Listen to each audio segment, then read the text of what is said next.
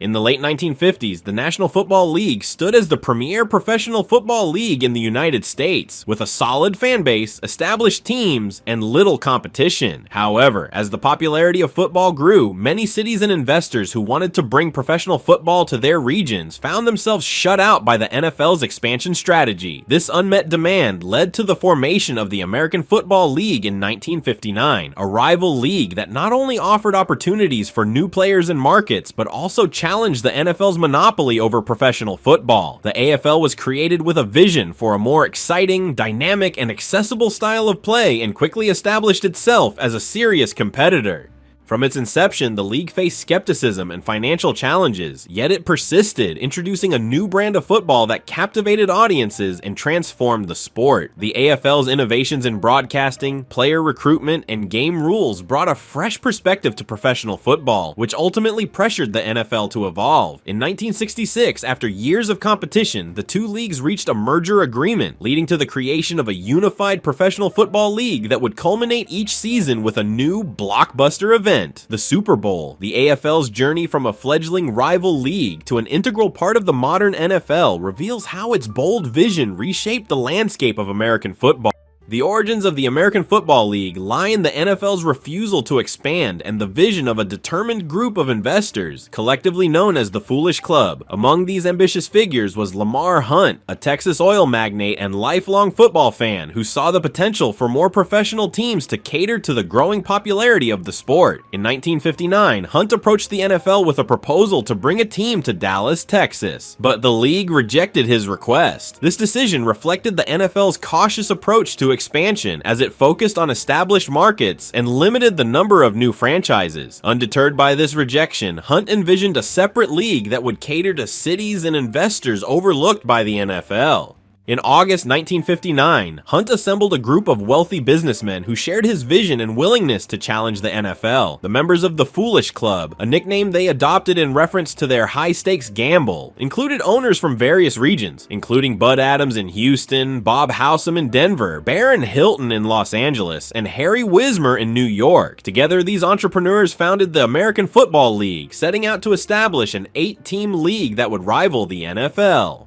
The AFL's inaugural franchises were strategically located in markets that were either underserved by professional football or entirely ignored by the NFL. Dallas Texans, Houston Oilers, Los Angeles Chargers, Denver Broncos, New York Titans, Boston Patriots, Buffalo Bills, and Oakland Raiders. Each owner committed to financing their teams despite the high risks involved, driven by a shared passion for the sport and a belief in the potential of the new league. One of the AFL's primary goals was to offer an exciting and distinct style of football that would attract fans and differentiate the league from the NFL. From the beginning, the AFL's founders understood the importance of creating a brand that could appeal to younger audiences, including those who had felt alienated by the NFL's traditionalist approach. The AFL promised a more dynamic and open style of play, focusing on passing, high-scoring games, and fan engagement. Despite the enthusiasm of its founders, the AFL faced immediate challenges. Securing resources, attracting talent, and gaining media coverage were among the obstacles the league had to overcome. Attracting top-tier players was especially difficult, as the NFL remained the preferred destination for most college athletes. However, the AFL quickly found ways to overcome these hurdles. The league aggressively recruited players who had been overlooked by the NFL, particularly from smaller colleges and historically black colleges and universities, which the NFL had largely ignored. The American Football League's first seasons were marked by financial challenges, logistical setbacks, and an uphill battle for respectability. As a new league trying to gain traction in the shadow of the established NFL, the AFL had to overcome both internal difficulties and external pressures. Each team in the league was struggling to gain financial footing, attract fan support, and secure credible media coverage. These early struggles, however, also spurred creativity and resilience among the AFL's founders, who were determined to see the league survive and flourish. One of the most pressing challenges for the AFL was securing television contracts. At the time, television was becoming an essential platform for sports sports leagues, offering a way to reach a national audience and increase visibility. However, securing a major broadcast deal proved difficult. The NFL was well established on television and dominated viewership, while networks were skeptical about the AFL's potential to attract fans. Recognizing the importance of televised games, AFL Commissioner Joe Foss focused on convincing network executives to give the new league a chance.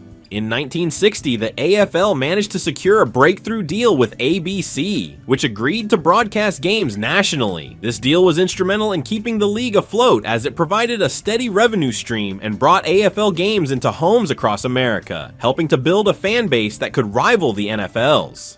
Despite this success with ABC, the AFL faced ongoing financial difficulties, with teams struggling to stay solvent. To keep franchises alive, some owners had to take extraordinary measures. For example, Harry Wismer, the owner of the New York Titans, faced constant financial issues, often paying his players out of pocket or negotiating emergency loans just to meet payroll. The Titans' unstable finances almost led to the collapse of the franchise, which was only saved when it was purchased by new ownership in 1963 and rebranded as the New York Jets. Similar struggles plagued other franchises, where low ticket sales and limited local sponsorships put pressure on owners to either find new sources of funding or risk folding their teams. However, the determination of the foolish club, the original AFL owners, kept the league afloat as each owner remained committed to the long-term vision despite the immediate financial challenges. Another significant challenge came from the NFL itself, which saw the AFL as a direct threat and took steps to undermine its credibility. One of the NFL's primary tactics was to engage in bidding wars over college players, offering higher salaries and bonuses to keep talented prospects from signing with AFL teams. This approach significantly strained both leagues financially, but the NFL's larger resources allowed it to win many of these battles. In response, the AFL implemented aggressive recruitment strategies, offering young players immediate starting roles, higher base salaries, and signing bonuses that were competitive with the NFL's offers. The AFL's approach eventually began to pay off, attracting several notable college players who saw the new league as a place to quickly prove themselves on the field.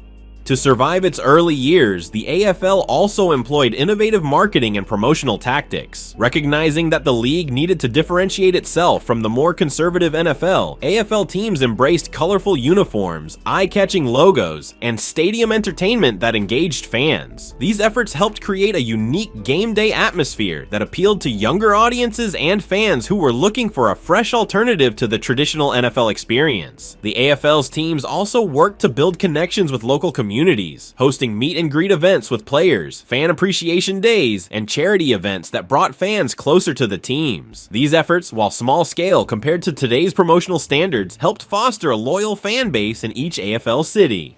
By 1962, the league had stabilized financially, the fan base had grown, and the AFL had begun to earn respect as a legitimate competitor to the NFL. These early struggles would become an essential part of the AFL's identity, fostering a spirit of determination and innovation that would drive the league to eventual success and set the stage for its rivalry with the NFL.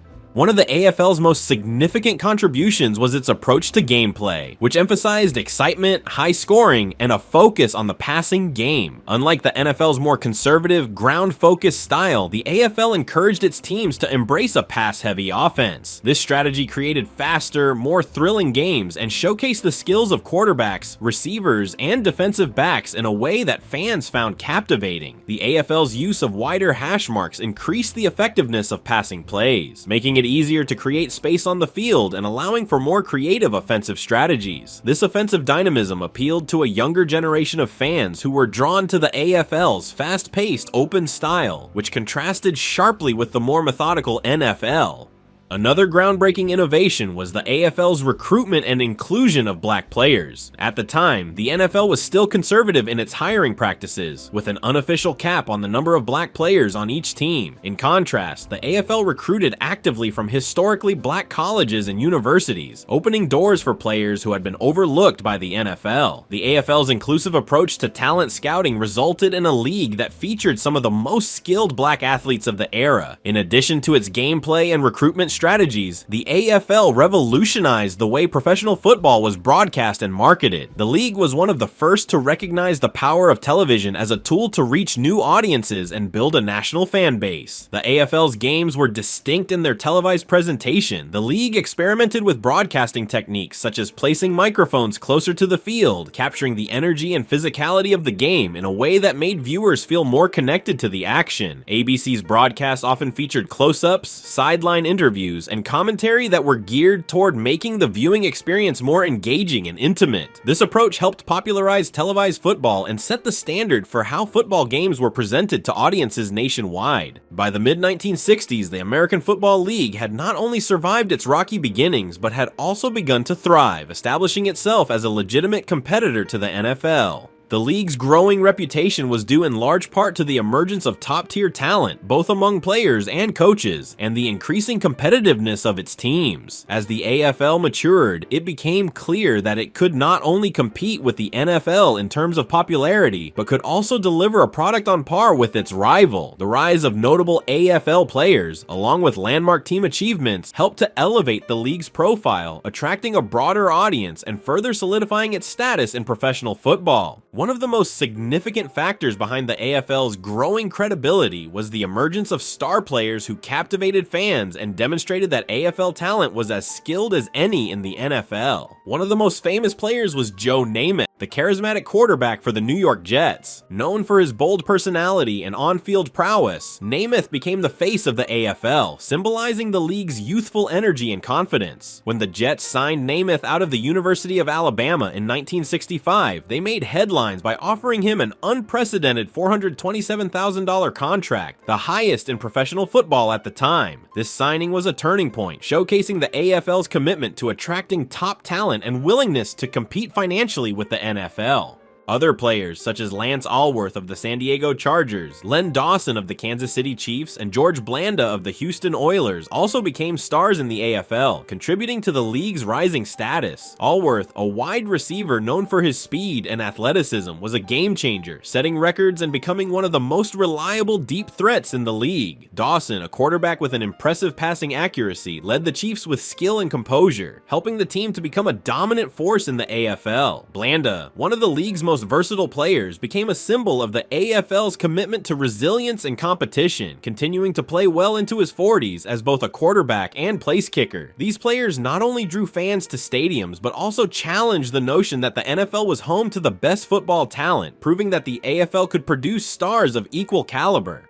The AFL's success was not limited to individual players. Several teams also established themselves as competitive powerhouses, enhancing the league's legitimacy. Teams like the San Diego Chargers, led by head coach Sid Gilman, developed a reputation for explosive offense and innovative game plans. Gilman's Chargers were known for their high-scoring, pass-focused style, which thrilled fans and put opposing defenses to the test. Under Gilman's leadership, the Chargers won multiple division titles and an AFL championship in 1963, proving that the AFL could produce championship-caliber teams. As the AFL's teams grew stronger, so did the league's fan base. Fans began to take pride in their AFL teams, celebrating victories over NFL teams in preseason games and reveling in the league's unique identity. The AFL's success in attracting fans and talent caused the NFL to take the league more seriously, realizing that the AFL was not simply a passing rival, but a credible organization with lasting potential.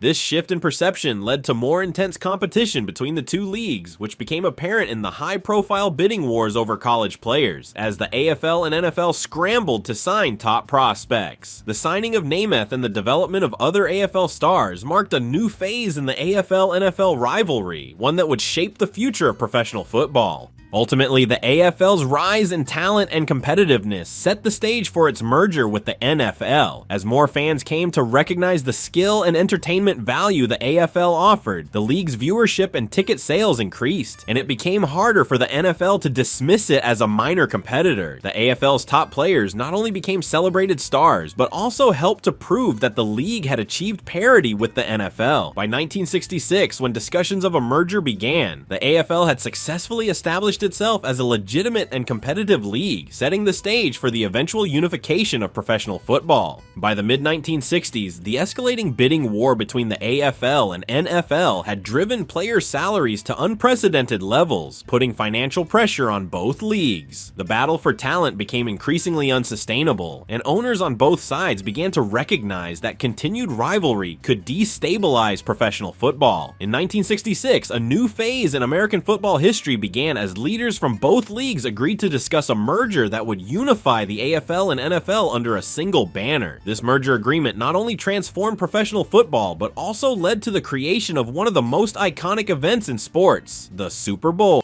The initial talks of merging the leagues were spearheaded by key figures such as AFL founder Lamar Hunt and NFL Commissioner Pete Rozelle.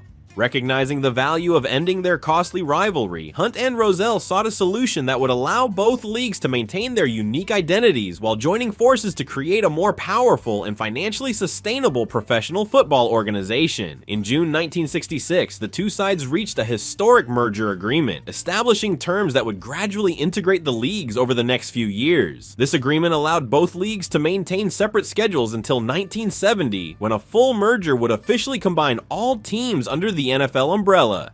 One of the most significant aspects of the merger agreement was the creation of a championship game that would pit the AFL and NFL champions against each other. This game was initially conceived as a way to determine the ultimate champion between the two leagues and to showcase the best talent that each league had to offer. Though originally referred to simply as the AFL-NFL World Championship Game, Lamar Hunt coined the term Super Bowl, inspired by his children's Super Bowl toy. The name quickly caught on, and the Super Bowl would soon become an annual event that captured the imagination of sports fans across the country. The first Super Bowl, held on January 15, 1967 in Los Angeles, California, featured the Green Bay Packers of the NFL and the Kansas City Chiefs of the AFL. Though the Packers, led by legendary coach Vince Lombardi, dominated the game and won convincingly, the event was a success in terms of fan interest and media coverage. Over 60,000 fans attended, and the game was broadcast on both CBS and NBC, setting a new standard for sports telecasts. While early Super Bowls were one-sided in favor of the NFL, the AFL's competitive success in subsequent years helped the Super Bowl become a truly anticipated and celebrated event. The New York Jets' victory over the Baltimore Colts in Super Bowl III, with Joe Namath famously guaranteeing the win, was a turning point that validated the AFL's talent and permanently solidified the Super Bowl as an essential part of the professional football season.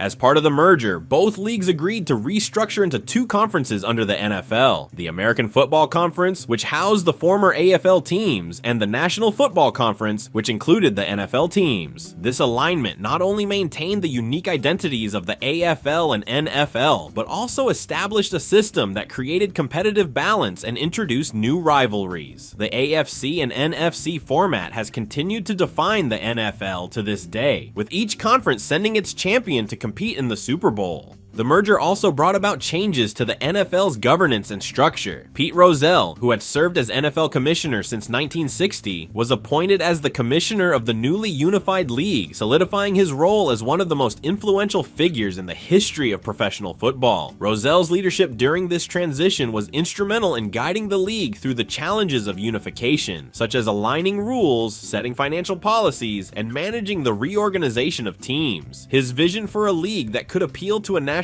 audience and deliver an engaging television product helped shape the NFL into the media powerhouse it would eventually become.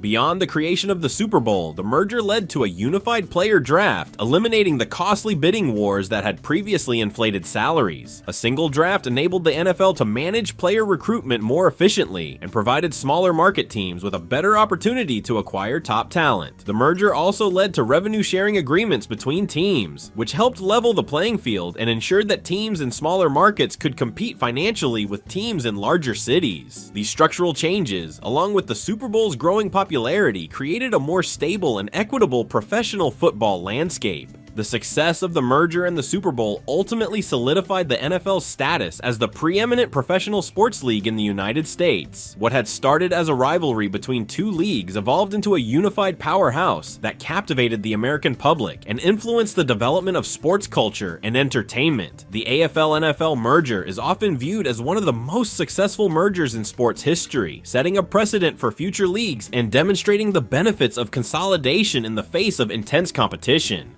In the years following the merger, the Super Bowl became not only the climax of the football season, but also a cultural phenomenon, attracting millions of viewers, massive advertising revenues, and some of the most memorable moments in sports history. The legacy of the AFL lived on through the AFC, with former AFL teams continuing to compete at the highest level and many AFL-originated innovations becoming core elements of the modern NFL. The story of the AFL's merger with the NFL and the creation of the Super Bowl is a testament to the power of compromise and innovation, and it remains a defining chapter in the history of professional football. Born from the vision of Lamar Hunt and a group of determined investors, the AFL emerged as a challenger to the NFL by embracing a fast-paced, pass-heavy style, recruiting diverse talent, and forging new relationships with television networks. The AFL offered fans a fresh and accessible brand of football. If you enjoyed the video, then be sure to press the like button and leave a comment down below. It really helps the video do better, and we are trying to hit 10,000 subscribers this year and would appreciate the support.